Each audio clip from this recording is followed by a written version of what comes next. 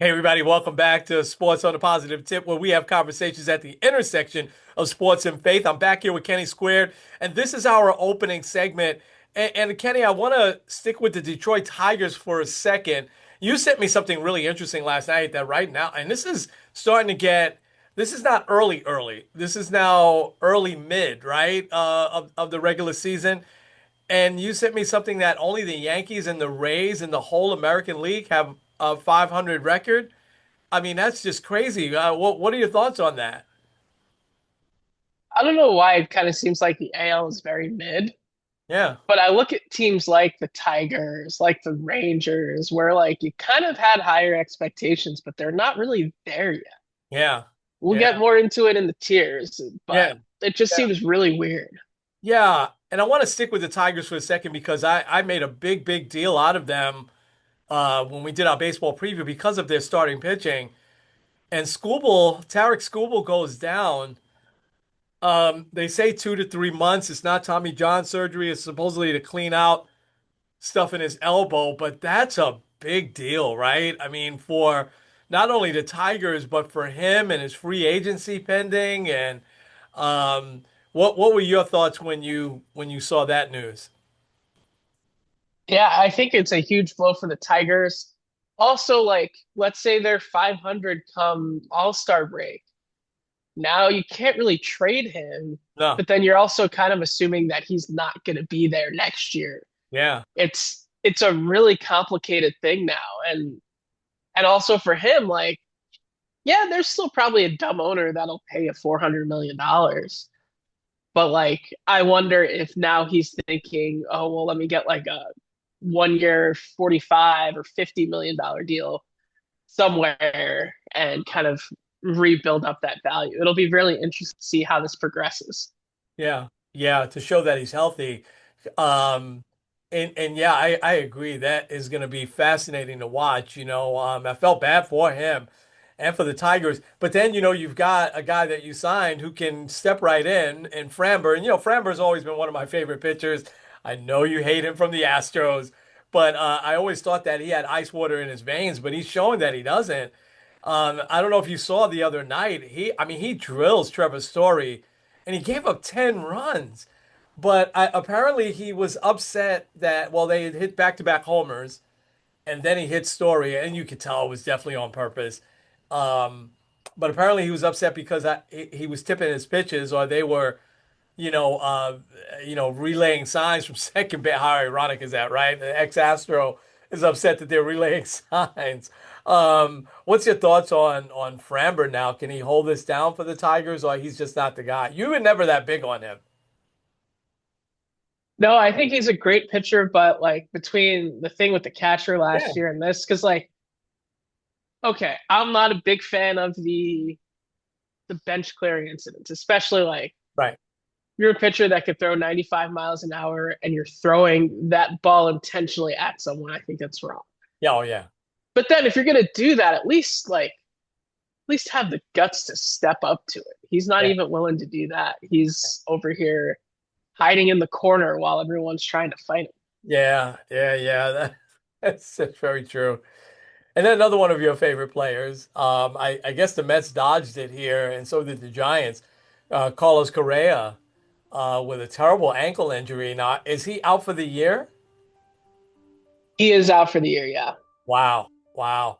And that's what the Mets were leery of when they signed him and then unsigned him, and the Giants. So he's also left a lot of money on the table because of his injury past. And I think when that happens, there's just nothing you can do. I mean, you don't blame teams for backing away. I remember at the time we were a little bit puzzled with the Mets, right? We were like, well, really, has he been out much? And it didn't seem like, but they obviously saw something, and so did the Giants. That was kind of degenerative, degenerate, I should say. We got a lot to get into, and as we start the show, I'm gonna ask you to give a tribute to John Sterling, who passed away a couple of days ago. Just an amazing broadcaster. We're going to jump into game 2 last night at the Garden and the rest of the playoffs. Knicks up 2 games to nothing now. But OG Anunoby may be out. I hope not. He's been playing lights out. We'll certainly walk around the NBA, talk a little bit about um, the Brown Stadium, breaking ground on that. I'd love to hear Cleveland perspective as well as a Cleveland perspective on Cavs and Pistons. And then we'll certainly do your baseball rankings and inspiration. You ready to get this going? Let's get into it. This episode of Sports on the Positive Tip is brought to you by the Tavern Coffee House. Attention, coffee lovers! Are you craving the perfect cup of coffee to start your day? Well, look no further than the Tavern Coffee House. It's located at 12302 Buckeye Road in Cleveland, Ohio. You can also check them out and order your coffee at thetaverncoffee.com. Hey there, everybody. This is Kenny and Kenny Squared. with us sports on the Positive Tip podcast. Kenny, I'm going to step aside here for a second because John Sterling started broadcasting Yankee games in 1989. And so he's kind of up until last year. Has it been 2 years now that Dave Sims had been there? Um, he was the only broadcaster, play-by-play guy. Of course, Michael Kay for a while, Charlie Steiner, Susan Waldman, all with him. But he's been the main guy for a long time and through your lifetime. And he passes away this week, just a mere 2 years after retiring. So let me step aside and give you some room, John, for your tribute and you to talk a little bit about John Sterling. Yeah, so obviously him passing away, it really does stink because um like he does have like 95% of the iconic calls from really my entire life. I was just gonna say my childhood, but you said 1989 he started 5,000, I think it was like 5,208 games or something like that in a row, which That's is like incredible. it's insane. That's hard to fathom. Yeah, he didn't miss a game. I'm sure he had to be like sick, a little under the weather one of those times, but never missed it. Like I think like one of the biggest things is like just his professionalism because like yeah, like you said, there was definitely times, especially towards the latter half of that, where he was probably sick, maybe a little tired or whatever, but he was always out there doing his thing. And if I'm not mistaken, like he had like a significant reason why that streak ended back in 2019. I don't remember the reason. Yeah, It was like, oh well, yeah. yeah. Um, but like I think obviously like his iconic calls will be remembered for a long time. Um, I mean, what would you say is your favorite John Sterling home run call? An A bomb from A Rod. That's a good one. Yeah. The the one that not a home run call, but after Masahiro Tanaka pitches a complete game shutout, and he says, "The sun will come out, Tanaka," and then he's also chuckling afterwards. I think like something that really encapsulates him is that he wasn't just like a professional broadcaster. He broadcasted the game like he was a fan. Yeah. Because even like sometimes like in the 2014 playoffs where the Yankees are running like crazy, he's like, these guys are running like drunks out there. Just like something that like you might say to somebody else. Running like drunks. Wow. Or and even like sometimes which sometimes like if you're listening, you're like, oh my gosh, I can't believe that. But like when he's like he thinks it's a home run, but it's not. Like there Uh, was the one I heard a couple times where it's like, it is high, it is far, it is gone, but caught. It's like, oh man. But like that's how you feel as a fan sometimes, where it's like you think, oh, that's easily a home run, but yeah. it's not. And like, and I think one of the things that I've really appreciated, like seeing over the last few days, is like the honor and respect from a lot of people throughout baseball for his legacy and his life, because I think he's a guy that deserves it. Like, I mean, I heard the Mets finishing with his iconic Yankees win, but making it a Mets thing. Yeah.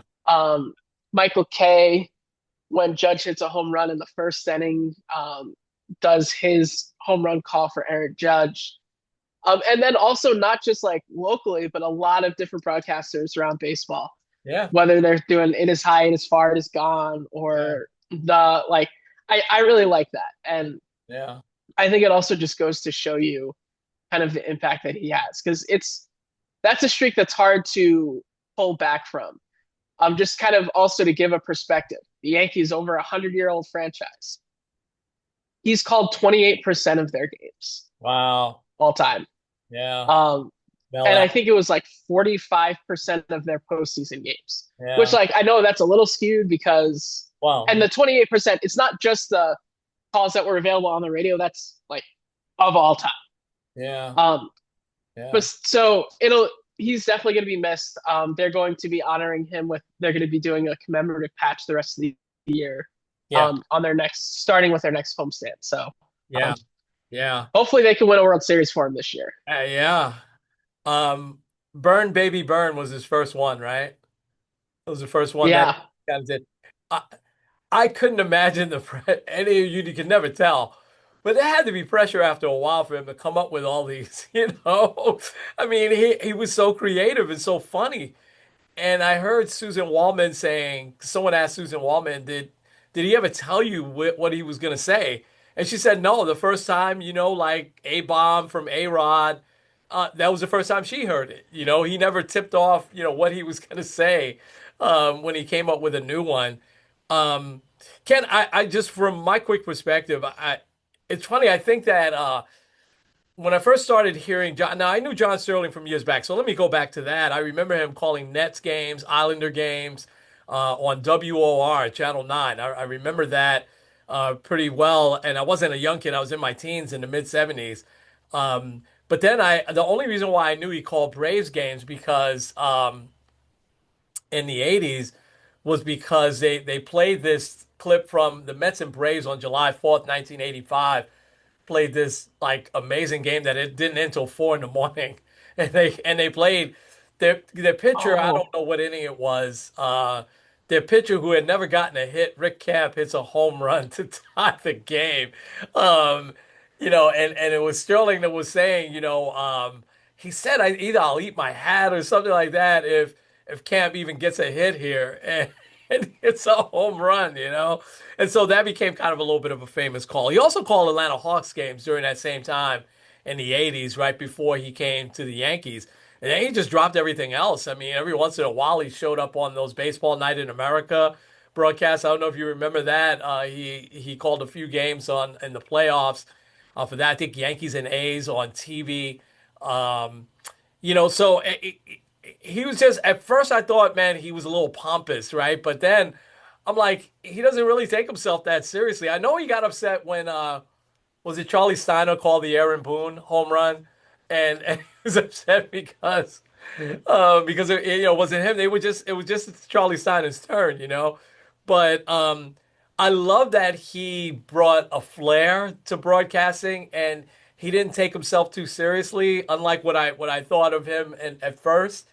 And baseball should be fun like that.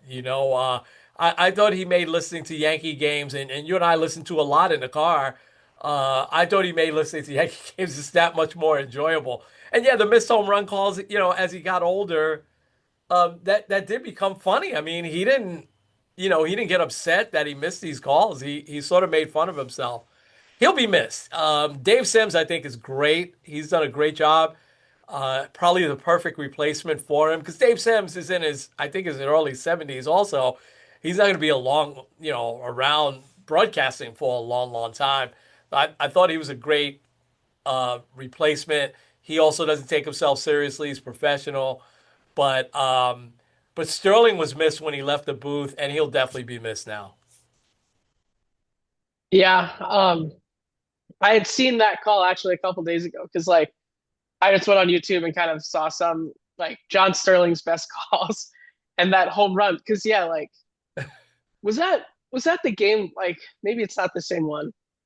There's a game where the Braves have like this giant brawl, Oh yeah, with the and Padres, yeah, 1984, yeah, okay, yeah. because I think he was also on that call Balls too, that if I'm too, not yeah, mistaken. yeah, yeah. Because that was also like because like they fought like 8 different times or something like that, Yeah, and like yeah, all these different ejections, and yeah, that also had a weird, crazy ending too. So, yeah.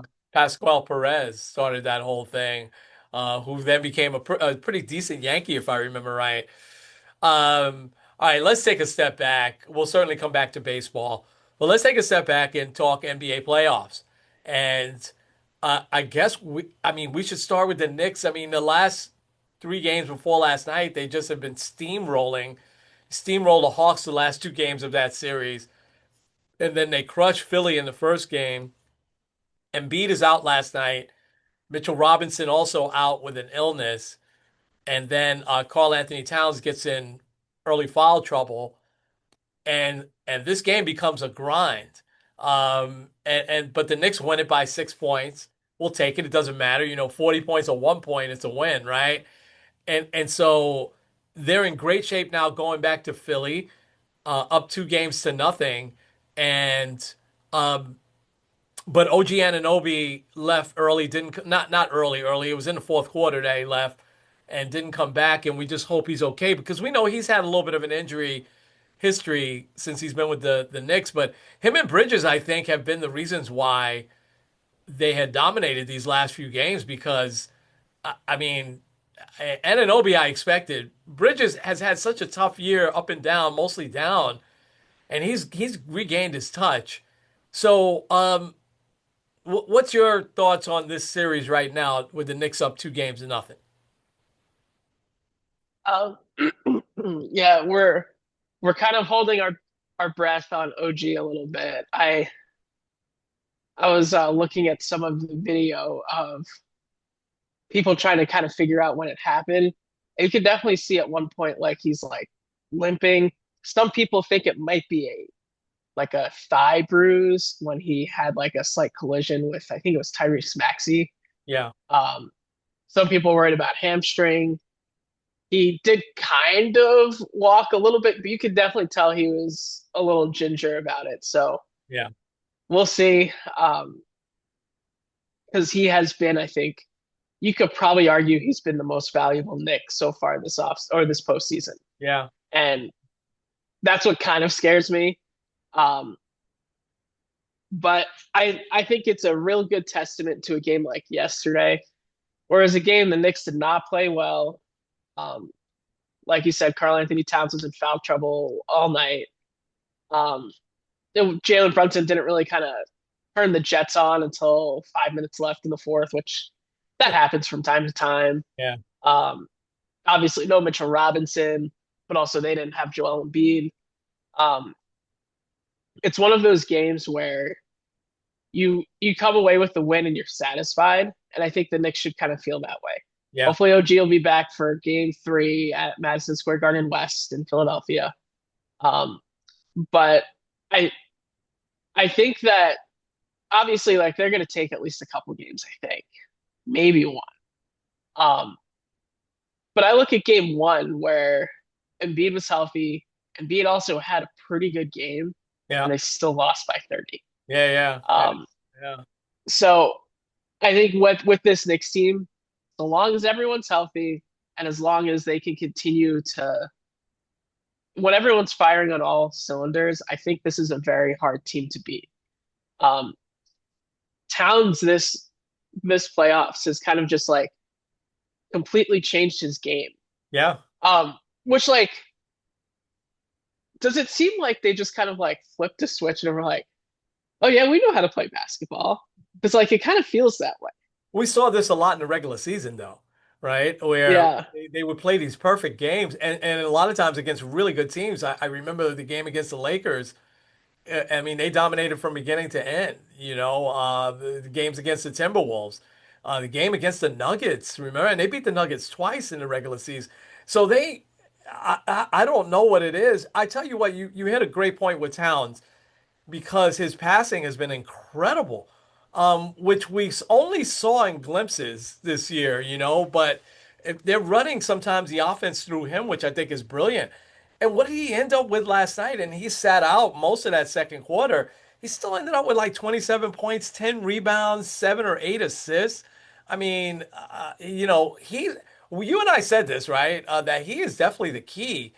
But it really has been OG and Bridges who have more been the keys so far in the playoffs. But Towns, again, I mean, they didn't really have an answer for him last night, without Embiid in there.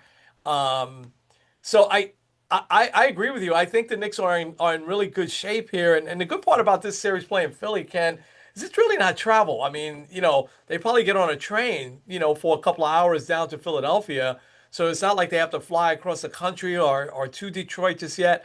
So they've got some time to rest up here a little bit, too. But I just think that I'll say this. If I'm a Philly fan, right? If I'm a 76er fan, I am so puzzled by this team because did you see Paul George in the first half last night? He looked like Paul George from like 10 years ago. I mean, he's just hitting jumpers from all over the place. And then did you see him in the fourth quarter? He couldn't buy a basket. He's just throwing the ball up from all over the place. Tyrese Maxey, who I'm afraid of. I said that in our group chat because I'm afraid of the matchup with him. But I think McBride is the only Nick that could stay with him. And he did a good job when he was in there last night, staying with him. But he also took a few ill-advised jumpers late that just were nowhere close. And so that team gets so cold and so hot, it's just hard to really put a finger on them. Now, they did wear it out. It was a remarkable achievement for them. They hadn't beat the Celtics in the playoffs in a long time. I think 1982, I think was the last time they beat Yeah. the Celtics in the playoffs. And so maybe just maybe they left it all on the floor there, right? To come back from 3 games to 1 against one of the best teams in the league all year. The Celtics is something to be said about them just firing up 3-pointers too, even though they know they don't have it. That's a whole other story. But um, but I think the Knicks have Philly in a good way here. I do think Philly will get one of these games at home. I think they'll figure out some things, and Embiid will probably play. I think what is the next game is tomorrow, right? Is Friday night. But I think the Knicks are. This is. I was afraid of this matchup at first more than Boston. I thought Boston, the Knicks kind of had their number a little bit. And if Boston's not shooting the threes, they don't win. If they're not burying the threes. But Philly with these guards and Edgecombe had a big shot last night that scared me. I think that brought them within like three pretty late when he hit this big 3-pointer. But boy, he could chirp a lot too, and you saw that at the end of the game, and didn't see it live because they switched right away to San Antonio and Minnesota um, where they had a little scuffle like after the game.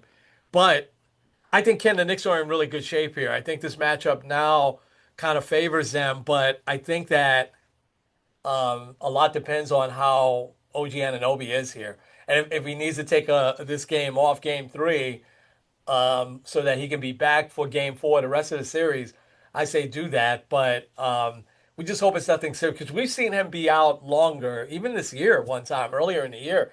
He was out a little longer than the Knicks actually had said, right? Oh, he'd be out a game or two day to day. And he had missed like 7 or 8 games, something like that. So, final thoughts on Knicks Philly from you, and then we'll jump into a couple of these other series. Well, I mean, it's kind of cliche to say when you're up 2-0 and you win game three, like you can see it. But Yeah, like, I'm very curious to see how game three goes because I think it'll tell a lot where Philly's mentality is. yeah, Um, because if they still are kind of a little flat, you could tell that they're just defeated, yeah, and yeah, yeah, and yeah. that'll be a good sign for us. So because It an will. easy series, especially if there's concerns about OG and like if he doesn't play and they still win, I think that'll be big. Yeah. All right, let's go to Cleveland, where you're at, and I guess one of the things that I haven't heard mentioned much here is how the two coaches, Bickerstaff gets fired by Cleveland, and what he's done with the Pistons has been remarkable, and then Kenny Atkinson comes in, and what he's done with the Cavs has been remarkable. Um, and then I mean, there's a scenario in my mind. especially a few months back, I could have saw the Cavs going to the finals this year. But they make a run at the Pistons late, but then the Pistons pull away with about 3 minutes left, and they win kind of handily game one. What is the feeling like there? And what's your thoughts so far on this series? Only one game in. The second game is tonight, I believe. Um, but where do you think this series is going? Do the Cavs have a shot here? Yeah, I think the Cavs have a shot. Especially like I know Cade Cunningham is really good, but I would say if you're looking at like who are the best players on the floor, like talent wise, the Cavs probably have the best two. Yeah, Um, yeah, I could be wrong, and I think that Cade could really show off again. And um, like Detroit could have just had a bad week versus their serious flaws with this team, yeah, which we'll see because that's a little concerning overall. yeah, But um, but I can tell you this: if the Pistons win tonight, and especially if James Harden doesn't play well, and the noise is going to be really loud. yeah, yeah. He wasn't bad. 22 points, 8 rebounds, 7 assists, but he also had 7 turnovers. Yeah, well, that's the thing. We know he can score, and he's become a great passer over the last 5 years or so, right? But the turnovers, man, surprises me. I guess it shouldn't, right? Because that's what he's done, unfortunately, in the playoffs, and that is just that was, I'm glad you brought that statistic up because that was, I thought, the difference in that game. And certainly, I didn't watch all of that game, but a good chunk of it. And I thought that was a big, big part because it seemed like he turned it over in big spots every time where the Cavs, were ready to tie it, ready to go ahead, and he'd throw the ball away. Um, I think that series is going to go long. I really do. I think the Cavs are getting back into it tonight and I think that's going to be a long series. Um, I'll give Detroit credit, then, and this is where Philly falls short a little bit. Detroit had the same thing happen, right? They had to grind out a 7 game series, being down 3 games to 1, and they left everything on the floor against the Magic, but yet they came out against the Cavs ready to take care of business. You know? Yeah, they were ready to go. And like and I think part of it is like maybe the mentality behind it because like Detroit was like, oh gosh, we are the huge favorites in this series.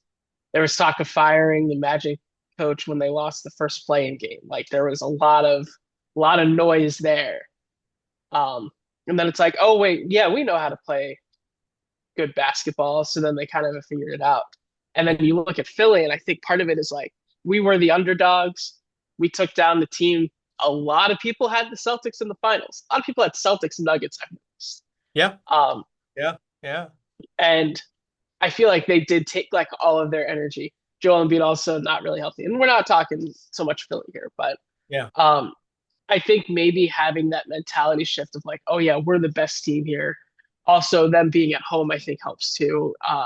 It's going to be very interesting because yeah, if Detroit goes up 2-0, there's going to be a lot of pressure on the Cavaliers, especially coming back home. Um, uh, James Harden has a slightly off night. He does another 7 turnover night where he has more turnovers than field goals made. It's going to start getting very loud. Yeah. Yeah, listen, when you think about the Pistons offensively, Tobias Harris is probably their number two option, right? And but the Pistons' identity is in their defense, and but the Cavs offensively should be far superior, to the Pistons. So I just think that this is going to be a long series, but I could see the pressure on the cap, because we talk about this all the time, you and I, right? Windows close quick in the NBA, and I thought the Cavs have a nice window these last couple of years, actually. Getting Donovan Mitchell and now getting James Harden. I don't think they would blow it up if they lost this series, but they're gonna have to go back to the drawing board and say, why can't we get to the conference finals? You know what I mean? At least. they're sort of in a little bit of a position that the Knicks have been in, right? The last couple of years. But before that, but you mentioned the Magic's coach getting fired, Jamal Mosley, and because you don't hear much about the Orlando Magic up here, I have no idea what prompted them to fire him. It was very little said, right? I tried to look at some of the articles on the announcements, um, but the you were right with the play-in where they lost to Charlotte, right, in that first round, but then they got in, and there was a lot of talk then, and I'm like, why this guy? He'd been there 5 years and they stunk when he got there. And now they're one of these teams that you don't want to really play, right? With their young players. And one might say, so there was a stat that NBC shared when Wagner, Wagner, right, is a proper way to say it, that Cunningham in the first 4 games, because he was guarding Cade, was shooting something like 20%. And then when Wagner went out, game 4, those last 3 games, Cunningham was shooting over 50% because nobody else could guard him. And that was such a key to that series. I don't know, we don't know the things that happen behind the scenes, but I'm just thinking a guy who built that team back up. It had been a long time since the Orlando Magic were a good team, right? And people were talking about them. But these last couple of years, they were. But he gets fired after, first round exit. Who knows who they'll bring in there? Sometimes you think, okay, they got somebody in mind, right? Otherwise, why would they fire this guy? But I don't know. I didn't think that was right. What were your thoughts? Yeah, I agree. Especially like you were on the brink of eliminating the best team in the NBA, Yeah, or at least in the Eastern Conference by record. So yeah, it kind of seems like a little bit of a impulsive move, but maybe not. yeah, It might have been like Thibodeau, where it was like, yeah, basically only if you get to the finals, then we're kind of done yeah, with you. yeah, yeah. Which, speaking of Tibbs, I did see someone say that he could be a potential replacement there. Which, I In mean, they Orlando? focus on the defense. Yeah, Yeah, yeah, yeah, that they have a young enough team to have all the starters play 90% of the time. So yeah. Well, Billy Donovan is still out there too. And I don't know, he had a little success in that state, right? With another team. So, but yeah, Tibbs will probably be really good if he wants to get back into coach. We didn't hear much from Tibbs in his year off. He probably went, to the beach every day or something.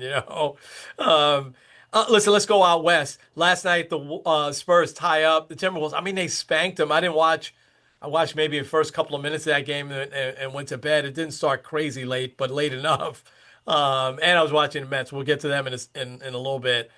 Um, that series to me is going to be hard to for me to gauge. I just don't know. I mean, the Timberwolves are so battle tested, and the Spurs aren't. But the Spurs were like, yeah, so what? We're just better than you. Last night it seemed like. Watching some of the highlights today, I mean, Wembanyama hitting 3-pointers from all over the place. What's your take on Spurs Wolves? I think Spurs Wolves is going to be the most fun out of these four series Yeah, because like both of these teams, anyone can clearly see them in the finals. Now, obviously, like you got OKC, and OKC just kind of seems like, yeah, we're here and good luck trying to beat us. But like, um, I think whoever wins that series is going to become like the team that everyone's rooting for to make it out of the West. yeah, Especially like, I feel like a lot of people like Ant. Um, you look at like the trade with the Knicks, and you have Julius Randle there, where like, and you got Rudy Gobert. Like, I think that becomes like although Gobert is kind of, I feel like um, changed his personality, like changed his PR-ness because a few years ago a lot of people didn't like him, yeah, um, but like if Minnesota could get there and they're on the brink of making their first ever NBA Finals, that'll be great. But yeah, then also you got Wemby, who could become like the first player in like 60 years to like be considered one of like the top players in the league and make the finals on his first run. Like there's going to be a lot of momentum there. yeah, Um, yeah, I lean Spurs, but honestly, I'm not really too sure. I think that Wemby is just such a unique player. yeah. I mean, the guy had 12 blocks in a game. Like that's insane. Uh, Um, he is, yeah. Yeah, I'm with you. Let's hit that last series real quick, and well, we don't have to be quick, but I don't know what to say on the Lakers OKC without Doncic. You know, I mean, they got by in the first round without Doncic, right? And they beat a good team, the Rockets. And who knows what direction Rockets are going to go. I was reading yesterday they're not going to bring Durant back, but who knows? But now you know you're playing the best team in the league, you know, and OKC defending champs.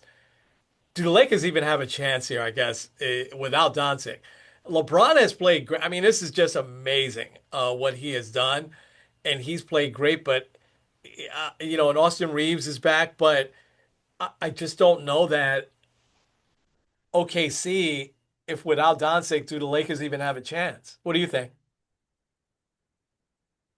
I don't want to say they don't have a chance because Yeah, it's still LeBron yeah, and you got Reeves back, but still, it's like OKC is so yeah, good. yeah. And like they are, however, it's still the second round, which has been a hit for all of the defending champs the last This is true. Yeah, 7 years, I believe it is. So yeah, um only because of that, I say. And also LeBron, he might have a couple more playoff moments in him. They have a shot, but um like their shot is basically you gotta win tonight and send this back to LA title. If yeah, you're up 2-0 against a team that hasn't lost yet in the postseason, good luck. yeah. I totally agree. You know, you mentioned Gobert, and I want to tie this in for 1 second. I'm not sure, and now seeing Carl Anthony Towns every day and the type of player he is, outstanding player. And Gobert also, more on the defensive side, outstanding player. I don't know how those two guys played together. And they did get to a conference finals with the two of them, right? A couple of years back before they traded Towns. But it didn't work, right? Overall, with those two guys together. And I remember when Minnesota got him from Utah, I was like, why did they go out and get him? They have a great center, you know? But I have to tell you, the Chet Holmgren and Isaiah Hartenstein tandem is outstanding. I mean, they have worked together. I mean, they're in the starting lineup together. I mean, they're just so good. So OKC's figured out something really good there with these two guys, and of course, it's SGA who has that team running, but that they have so many guys coming off the bench that it's just they're so hard to beat, especially in a long series. So I'm with you. I guess the Lakers do have a chance because LeBron James is LeBron James. Even at 41, he's just this outstanding player still. But boy, they need Doncic. If they had Doncic, man, this series would be must-see TV every night. And it still might be. And maybe he'll come back if they can extend this to like 5, 6 games. But boy, it's going to be so hard against OKC. It really will. Um, all right. You ready to jump into some baseball? Yeah, let's get into it. Awesome. Awesome. So the Mets and Yankees play next week, right? Uh Play each other next week. yeah. Okay. Yeah, Uh, I think it's next weekend. Yeah. yeah, that'll I be. believe it's rivalry weekend, if I'm not Is mistaken. it rivalry weekend? Okay. All right. I'll confirm that. Give me a Yeah. sec. Let's get your rankings up here and let me get rid of the floating controls here. And your rankings are up. Brandon Nimmo. Oh, I wanted to ask you something. Let me just mention Brandon Nimmo real quick because obviously he's here in New York with them playing Texas. Um, he's batting 304 homers, 12 RBIs. And Pete Alonso hit a long home run the other night. I don't know. I should probably let all that go because the Mets are starting to play a little bit better, which is great. Hopefully they can sweep this series today. But the question I really wanted to ask you, have you gotten wind of this rumor? Although the guys that we trust, like John Heyman and Ken Rosenthal, are kind of shooting it down, but it seems like every day there's a different rumor about the Phillies maybe wanting to trade Bryce Harper. Have you heard that? And if so, what are some of your thoughts?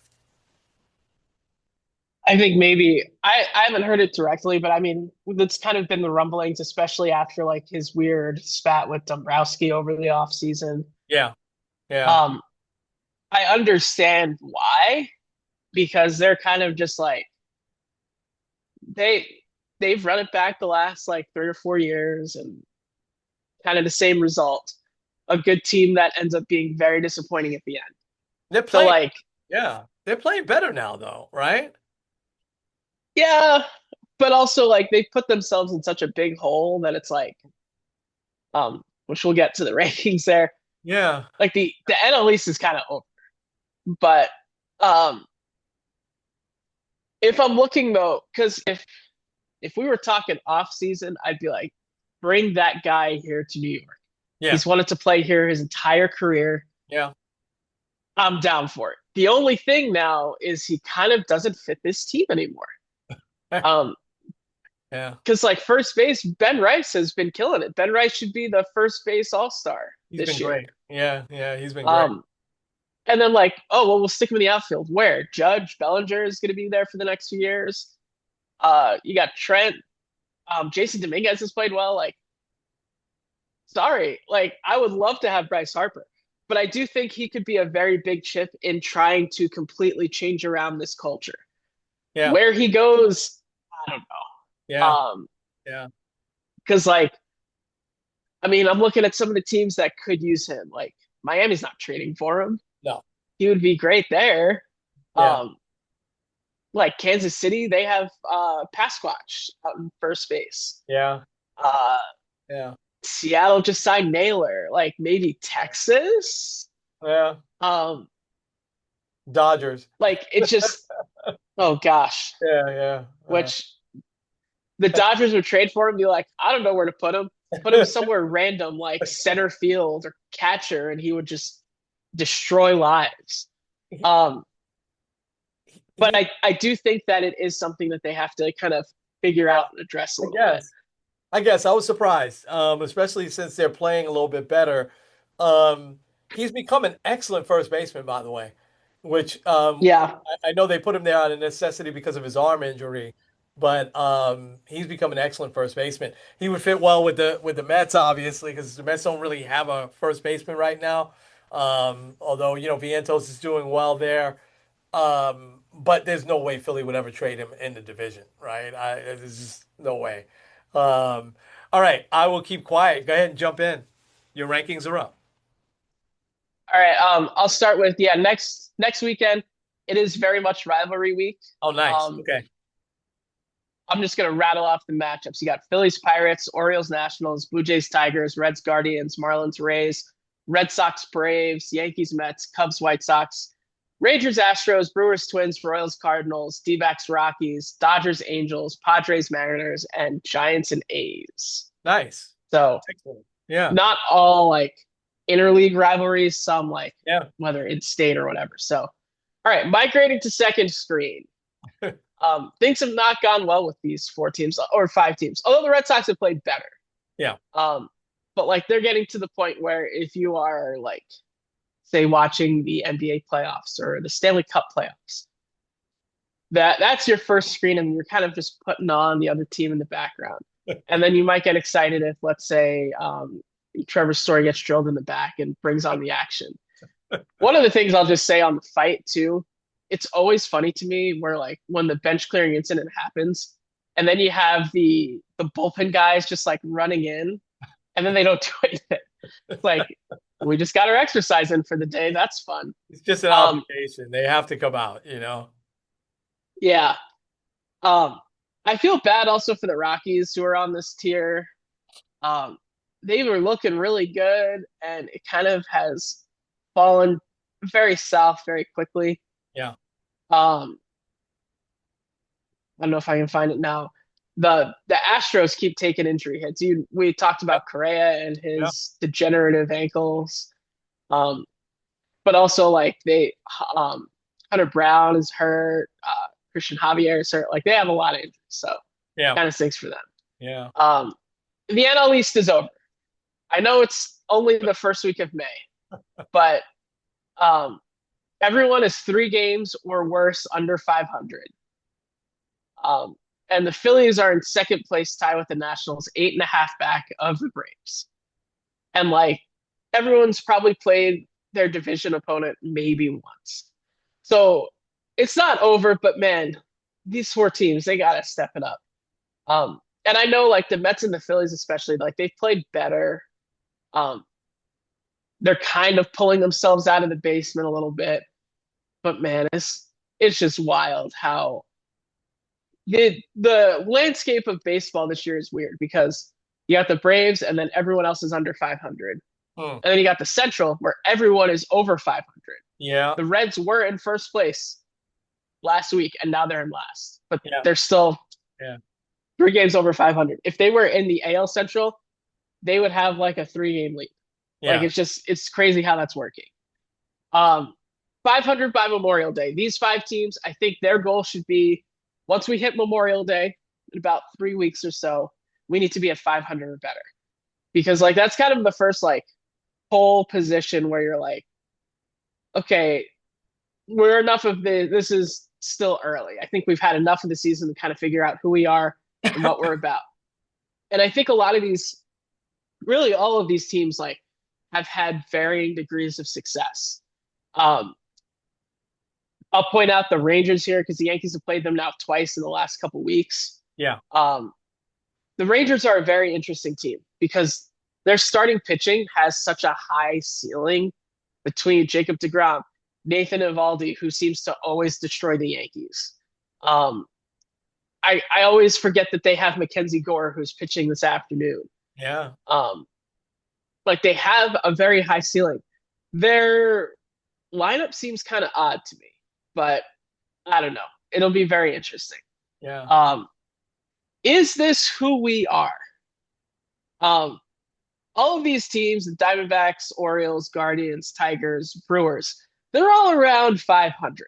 Uh-huh. And we're enough into the season to kind of ask the question like, did we just have a mediocre month or are we kind of like a mediocre type of team? Yeah. Um, the Orioles, Pete Alonso hit, I think, like 3 home runs over the weekend or over the series. It Yeah. Yeah. fell into Monday too. I it didn't matter because the Yankees destroyed. Yeah. Um, but it'll be interesting to kind of see how that progresses. The Guardians, I can't really figure out what's going on with them. Um, but also I feel like that's kind of them every year, where it's like Yeah. they're probably better than they should be, but like you can't really pinpoint why. Jose Ramirez is really good, although he's kind of struggled this year. Um, I think out of all the teams, though, the Tigers are probably the one that's the most puzzling Yeah. because also like this is a very win now team. The assumption is Scuba will be gone after this year. I mean, I'd be surprised if A, he stays, and B, uh, the Tigers would re-sign him, Yeah. Yeah. especially with the offer that they gave him. So like, it's kind of win now, but yet they aren't really acting that way. They didn't really act that way in the offseason, aside from like adding Framber. They need another bat. I think they're a team to really watch as obviously it's early for trade deadline talk, but I think they're a team to look at to try to add another bat. Yeah. Milwaukee kind of makes sense because they lost their ace, but also sometimes Milwaukee's kind of like with Cleveland, where it's like, how are you good? Yeah. But like, you are good. Yeah. Yeah. I like what I see. These teams, they may not be amazing, but I think if you're looking at them, you're like, wow, like they've had an impressive year so far. You mentioned it in the opening. Tampa Bay is the only other team aside from the Yankees with a winning record in the American League. That's crazy. Yeah. Um, Yeah. over I think they had the least amount of earned runs in like the last couple weeks. Yeah. Their pitching has been really good. Once again, they're another one of those teams where I'm like I know you're good, and like it's kind of weird. How do you I do think it? the biggest Yeah. thing with them is like they are like death by a thousand paper cuts. Yeah. Their speed, like I don't know these metrics offhand, but I would guess that their speed is top tier. Like it's that good. Yeah. But also I don't really know for sure. The not Oakland. The A's have been really good. I think if you're an A's fan, all six of you, you should be really excited about what you've seen so far. Um, Same with the White Sox. If Aaron Judge didn't exist in the American League, Murakami would be leading the league in home runs. Yeah. Um, and that's impressive. And also, he's got like a crazy deal. Um, and you're also looking, and right now, the White Sox, they're 17 and 20, which, like, the Yankees and Mets, if they were 17 and 20, there would be a lot of issues. I Yeah. mean, we see it with the Mets a little bit, Yeah. but they're 17 and 20, which I think is much better than they have been. They're only a game and a half out of the division right now. And Wow. it's Yeah. early to talk division, but I think if you're a White Sox fan, once again, all six of you, you should feel really excited about where they're going and how they're progressing. Right. Um, the Reds also, like the Reds have lost six straight, but they're still 3 games over 500. Um, Probably not concerned about them overall, but I think where they are, you gotta like what you see. Same with the Pirates, Mhm. 3 games over 500. Um, and Paul Skeets went 8 shutout and flirted with a perfect game. I mean, the guy's amazing. He is amazing. Uh, Yeah. but I think when you look at the team that is the most surprising, got to be the St. Louis Cardinals. Yeah. Um, they're right now 21 and 15. They have been really killing it, and I don't know. It's so weird because you look at Ollie Marmol, who were like, this guy should have been fired like 3 years ago, and then they gave him an extension, Yeah. and now they are where they are. So kudos to them. Yeah. Um, Top five, I think it's kind of universal right now that the Braves are the best team in the American or in baseball right now. Um, which is also why I say the NL East is over. Sorry. Um, like they're just firing on all cylinders. Also, the Yankees. The Yankees had their worst outing by a starting pitcher this year yesterday when Warren gave up 6 runs. Not great. Yeah. And I'm skeptical about today because Ryan Weathers is under the weather. So Paul Blackburn is starting, so it's going to be a very interesting game. Um, but like I'll harp on the Yankees for like 2 seconds here. I think Yeah. some of the bigger things is as we talked about offline, Volpe has been sent down to AAA. His rehab is done, but they're keeping him there. Yeah. That's something especially going into the season, I had no thought that they would do that. I figured the second that he's ready, they're going to call him up. He's going to be the everyday shortstop. And he's going to bat 150, and everyone's going to be mad. Yeah. Caballero has been excellent. Yeah. He's batting like 270. He's playing excellent defense. I believe he's the best shortstop in terms of defensive runs saved. So I like that they're making the right moves. And we're going to start to see the cavalry come back as Carlos Rodon is slated to start at the big league level on Sunday. Oh, wow. Um, Okay. so things are starting to really continue to be in the right direction. Yeah. Also, Aaron Judge, everyone keeps acting like he's like not there yet. The guy has 15 home runs and leads Major League Baseball. I And I mean, think he's batting in like the 250, 260 range. so what? Yeah. Yeah. Yeah. Wow. Um, so that like when you're and also you look at the rest of the American League and you're like, who right now is on the Yankees level? Yeah. The Rays probably have the best case for that because not only do they have a good record, but they also swept the Yankees. But we'll see. They'll Yeah. face them again. Yeah. Um, the Dodgers. I'll just say this on them. Shohei Ohtani is just unfair for baseball. Because what it seems like he's really taken a focus this year on starting pitching. Yeah. Um, and it kind of just it feels wrong Yeah. because like I think a Not couple fair. years ago when he had Tommy John and he's like, yeah, I'm just gonna be like a stolen base guy, and then goes and has the first ever 50-50 season. Hmm. And we're just like, wait, what? How is this even possible? Um, and it's like a lot of people have said that he's tried really, really hard to focus on his pitching. Yeah. And he's the only one with a sub 1 ERA at 0.97. Oh. Um, like, and if it's anywhere close to where it should be, he's going to win the side. Oh, yeah. Like, Yeah. There could be guys with better numbers than him, but because he also hits, people will give it to him. Yeah. Um, Cubs and Padres, I think, could be interesting. I think with this Dodgers team, they're very good. They have the best player in the world. And also, I think they're a little bit more vulnerable than people think. Yeah. Um, because like I think people thought, oh yeah, they'll blitz through everyone. They've been good. Um, but the Braves have been better than them this year. Currently, the Cubs have a better record than them this year. Now, Hmm. granted, they were the 3 seed last year and it didn't matter, but uh, I don't think it's just as cut and dry as people make it out to be. There you go. Wow. Yeah, great job on this as always. Um, the Cubs, I think, have won 14 or 15 straight at home. I know they walked the Reds off last night. So, with the trades that they made in the offseason, I really like them. And you and I both said that we thought that the Braves would have a bounce back season. That was an aberration for them. Speaking of Braves, and then you said Texas, did you see that Jonah Heim was let go by the Braves? Guy was an all-star a few years ago. I think somebody picked him up though. But he was an all-star a few years ago. It's just kind of surprising. But I think, listen, you got to do it on the field, and the Dodgers, have done that the last couple of years. Can they do it again this year? Like you said, man, you got some teams nipping at their heels, and even more than that, with both the Cubs and the Braves. So, and the Padres right there in their own backyard. So, this is going to be really, really interesting how things continue to shake out. Before we get to inspiration, you had sent me a text that they broke ground on the Browns' new stadium. Talk about the feeling there and what's happening with that.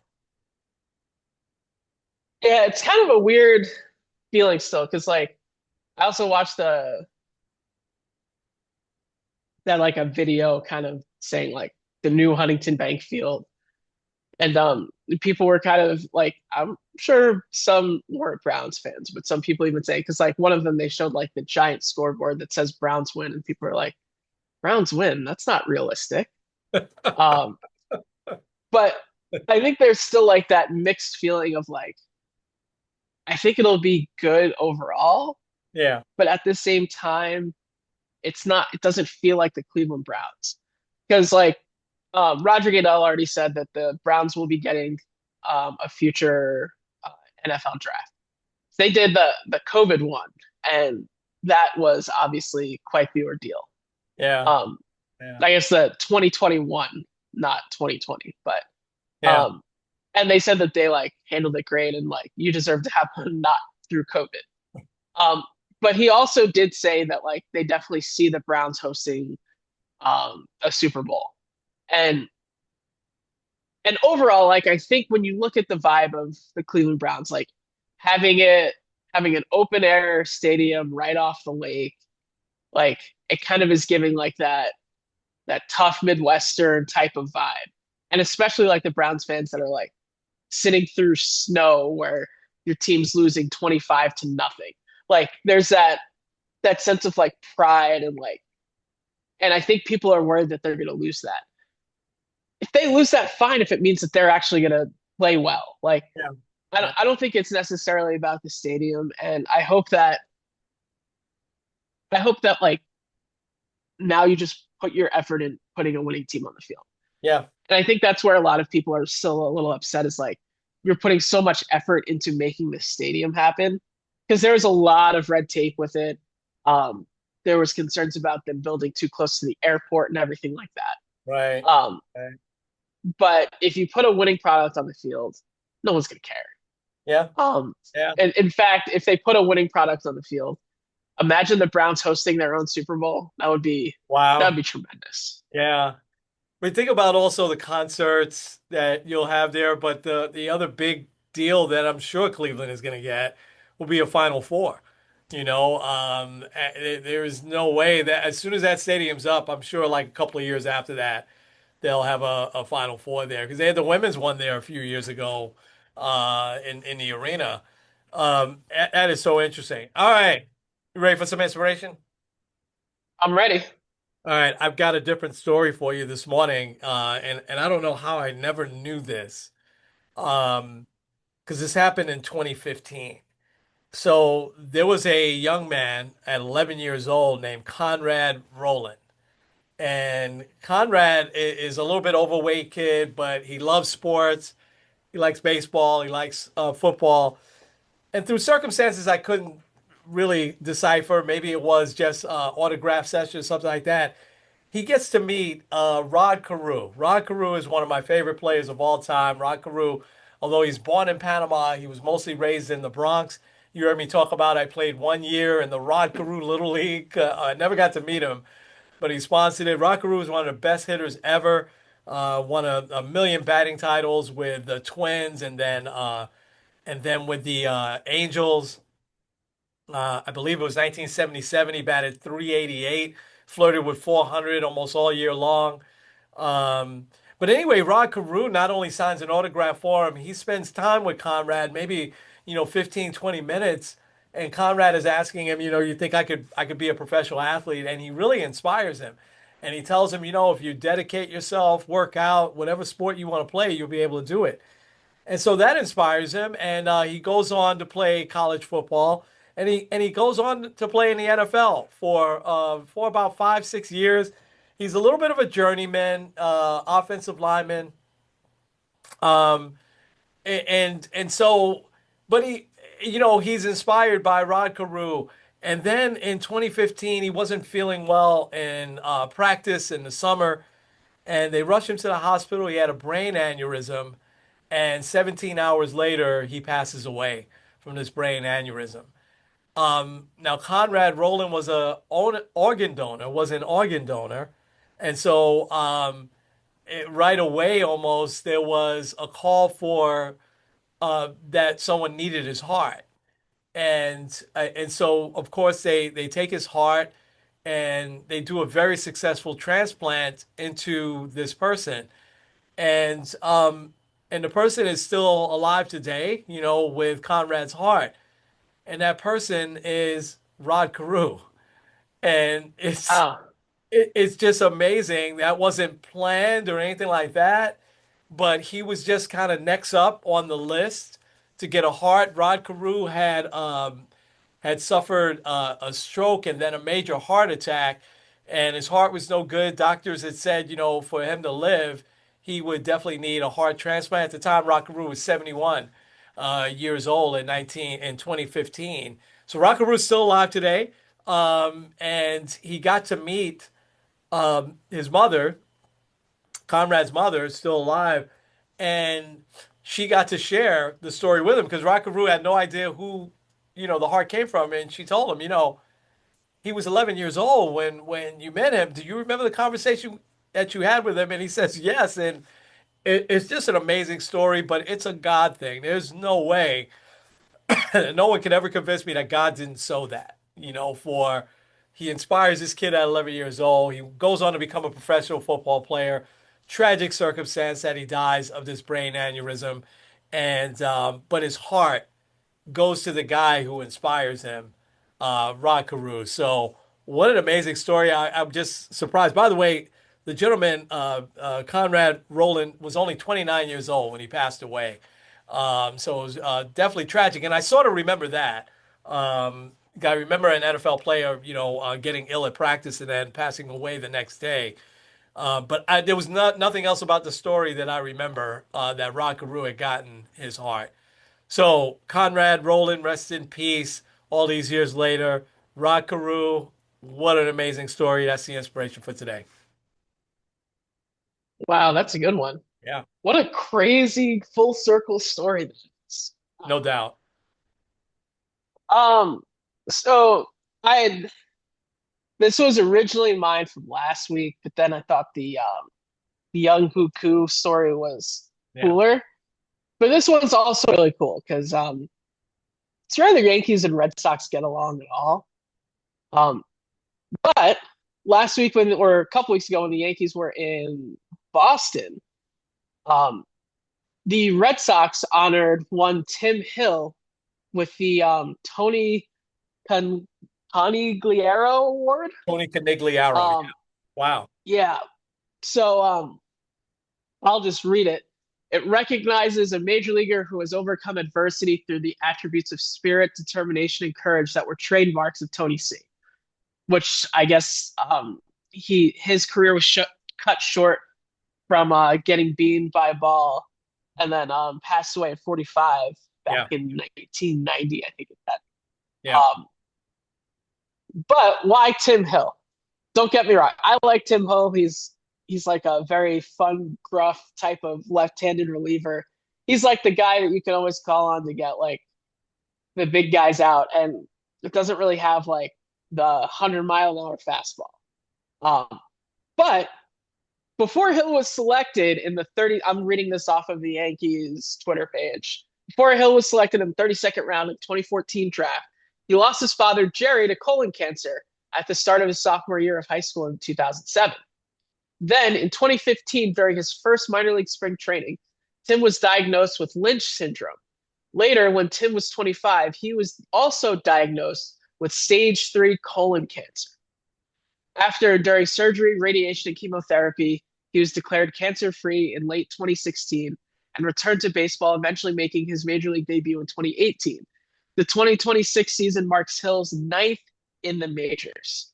Wow. So I didn't know any of that. I knew like he kind of had a rocky year, like career, but now he's hitting ninth year in the majors, which if he goes next year, that 10-year mark is always um, like the hallmark because you get like full pension for the rest of your life. Yeah. So Yeah. um, good for because I guess the Red Sox, the way they do it, they have like a small committee that votes on someone I think that's not a Red Sox. So shout out to Tim Hill and yeah, what a crazy story he's.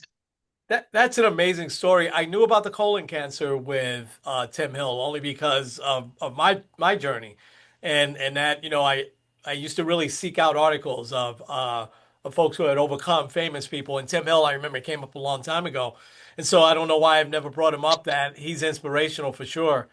Tony Canigliaro was on his way to probably a Hall of Fame career. He was an All Star, and he got hit right in the eye. With a pitch, and he came back. Jack Hamilton was the pitcher who later pitched for the Mets, but or maybe he pitched for the Mets before that. He was with the Angels at the time, and Canigliaro came back, but he wasn't the same player. The Red Sox traded him, ironically, to the Angels. I remember, and he retired pretty early, but he was a Red Sox. He did a lot of things in the Boston area, and I want to say he might have broadcast games for a little while too. But he struggled. He struggled with his balance and stuff like that from getting hit with that pitch, and then he had, if I'm not mistaken, a massive heart attack at a pretty young age. You said 45. That sounds about right. But he was a hero up in Boston, and so I didn't realize that they had a Tony C award, So for Tim Hill to get that, that's outstanding. So what a great story, man! I love it. Yeah, it's cool to see stories like that, and then also like they could have given it to him whenever, but like while the Yankees are up there in Boston, they're like, hey, Wow. let's honor him with the award. I think Wow. that's cool. Yeah, yeah, soothing, just a little bit, right? Bringing Yankees Red Sox together. All right. Well, listen, man, lots to talk about next week, right? These playoffs will be much deeper. Maybe the Knicks already be in the conference finals. Maybe punch their ticket to the conference finals. We keep our fingers crossed.